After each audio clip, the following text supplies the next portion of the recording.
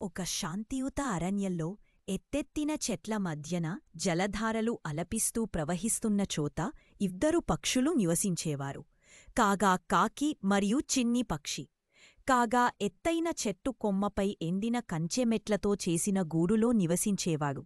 చిన్ని మాత్రం అడవిలో కింద భాగంలో దట్టమైన ఆకుల మధ్య ఉన్న ఒక మృదువైన పొదలో నివసించేది. ఒక తుఫాను రాత్రి ఆకాశం మబ్బులతో నిండిపోయింది. మెరుపులు మిన్నుమిన్నుగా మెరుస్తూ ఉరుములు గర్జించాయి. భారీ వర్షం పడింది. కాగా గూడు ఎండిన కడ్డీలతో మాత్రమే తయారై ఉండటం వల్ల తుఫానుకి తట్టుకోలేకపోయింది.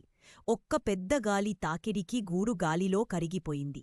కాగా తడిసి ముద్దయి వణుకుతూ కిందక వదిలాడు. సాయం కోసం చూస్తూ చిన్ని గూడువైపు ఎగిరిపోయాడు. చిన్ని పిలుపు ఇస్తుంది. చిన్ని అని అరవడంతో నా గూడు పోయింది, ఇప్పుడు నేను ఎక్కడికి పోవాలి అని అడిగాడు. కాగా చిన్ని ఆశ్చర్యపోయింది. కాని ఆలోచించకుండా హృదయపూర్వకంగా చెప్పింది, లోపలరా, అయినా నా గూడు చిన్నదే అయినా ఇద్దరం పంచుకుందాము. కాగా 3 రోజులు అక్కడే చిన్నితో గడిపాడు. ఆకాశం తెరచుకొని ఎండవెలుగులు విరజిమ్మే వరకు. చిన్ని ఆశ తీసుకోలేదు. కాగా కృతజ్ఞత చెప్పకపోయినా ఆమె హృదయంలో లోతుల్లో ఎలాంటి కోపం లేదు.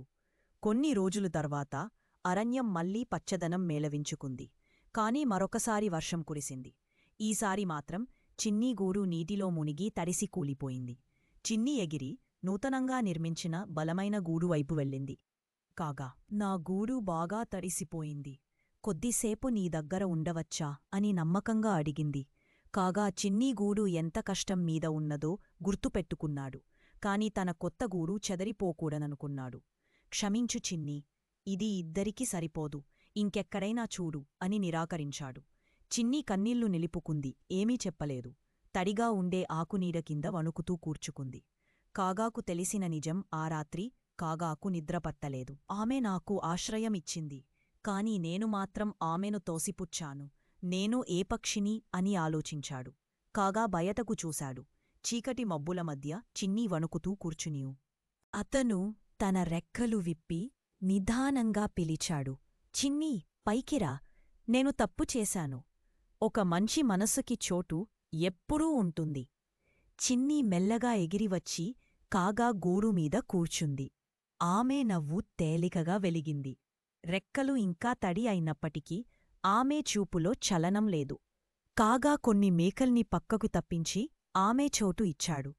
అప్పటినుండి ఆ రోజునుండి కాగా గర్వాన్ని విడిచిపెట్టాడు. దయతో మెలగడం మొదలుపెట్టాడు.